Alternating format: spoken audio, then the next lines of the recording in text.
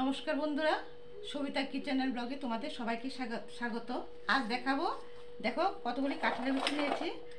কাঁঠাল তো এখন শেষ হওয়ার পথে, সবাই সংরক্ষণ করে রাখো। কাঁঠালের বিচি খেতে সবাই পছন্দ করে, যারা পছন্দ করে তারা তো বেশি করে রাখবে। এবং কিভাবে রাখবো তোমাদেরকে দেখিয়ে দেব। দেখো আমি এগুলি রোদে শুকাইনি, এমনিতে ধুয়ে ঘরে রেখে দিয়েছিলাম। দেখো ভালো আছে। দুটি পদ্ধতি দেখাবো। এখানে আমি বালু নিয়েছি, সবগুলি এখানে দিয়ে দেব।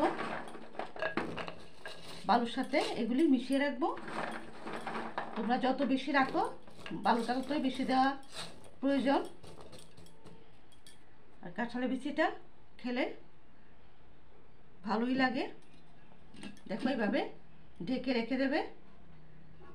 আগের দিনের মা মাসিরা রান্নাঘর মাটির থাকতো, মাটিতে গর্ত করে রাখতো।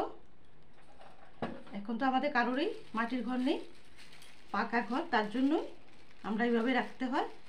আর একটা পদ্ধতি তোমাদের দেখিয়ে দিই। এই যে আমি 2 মাস 2.5 মাস হলো রেখে দিয়েছি কাঁঠালের বিচিগুলি। এই যে দেখতে পাচ্ছ, একটা বিচি নষ্ট হয়নি, সবগুলি ভালো আছে। কিন্তু তোমরা যখন প্যাকেটে ঢুকাবে তখন ভালো ভালো দেখে ঢুকাবে, নষ্ট ঢুকাবে না। কিভাবে ঢুকাবে দেখিয়ে দিচ্ছি। এই যে এইভাবে করে। আর ফ্রিজে সবসময় রাখা যায় না, কতবার জিনিস রাখবো, সবার ফ্রিজে একটু জায়গা থাকে না, তার জন্য ফ্রিজ ছাড়াই রাখবো আমি এগুলি। এই যে দেখো এইভাবে বাতাসটা বের করতে হবে, এইভাবে বের করে দেব, দিয়ে ভালোভাবে লাগিয়ে নেব। এই যে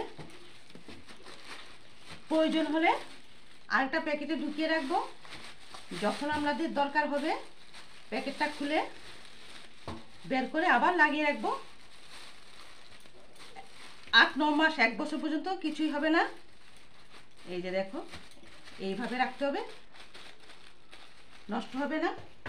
দেখো আমার বিচিগুলি একদম ভালো ছিল, 2-2.5 মাস হয়েছে।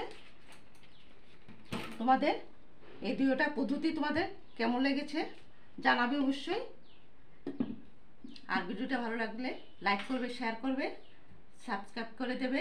আর যারা ফেসবুক থেকে দেখছো পেজটাকে ফলো করে দেবো। টাটা।